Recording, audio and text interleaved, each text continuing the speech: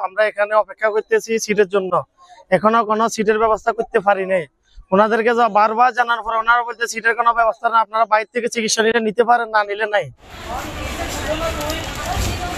ফেনীতে বন্যার পানি কমে যাওয়ার সাথে সাথে পানিবাহিত রোগে আক্রান্ত হচ্ছে নারী শিশুরা। একসাথে সব রোগী আসায় ঠাঁই হচ্ছে না হাসপাতালের বেডে, ফলে বাধ্য হয়েই গাছতলায় চিকিৎসা নিচ্ছেন রোগীরা।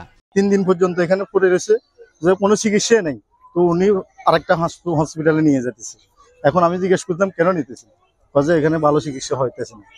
আমি এখন নিরুপায় এখন এখানে পড়ে রয়েছি। আমার বাচ্চা নিয়ে আইছি, এখন আমি নিচে বসবাস করতে আছি, গাছতলায় চিকিৎসা নিতে আছি।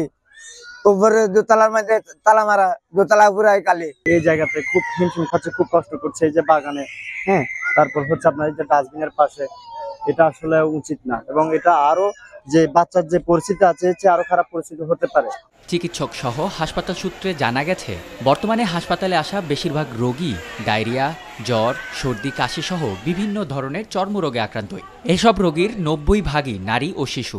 গাছতলা আমরা আর কতক্ষণ ওয়েট করব, যে রোদে শুকাইতেছি, বৃষ্টিতে ভিজতেছি, এটা আপনাদের বিবেচনা করেন। এখানে আসছি, আসার পর ওনারা ইমার্জেন্সি ওয়ার্ডে পাঠাইছে। ওখানে প্রায় 1-1.5 ঘন্টা লাগে গেছে এখানে একটা টোকেন নিয়ে আসতে।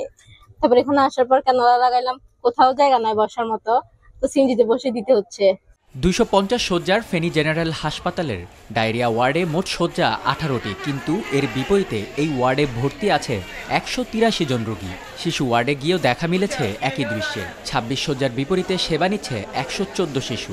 রোগীদের পাশাপাশি হাসপাতালের নার্সরাও আক্রান্ত হয়েছেন ডায়রিয়া সহ নানা রোগে। কারণটা হচ্ছে এখানে প্লেস কম, মানে প্লেস কম থাকাতে আপনার সবাই কষ্ট করতেছে মোটামুটি।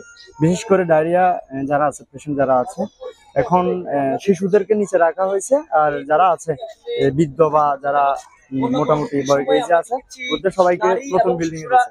হাসপাতালটির আবাসিক মেডিকেল অফিসার আসিফ ইকবাল জানিয়েছেন, বন্যা পরবর্তী ডায়রিয়া, জ্বর, সর্দি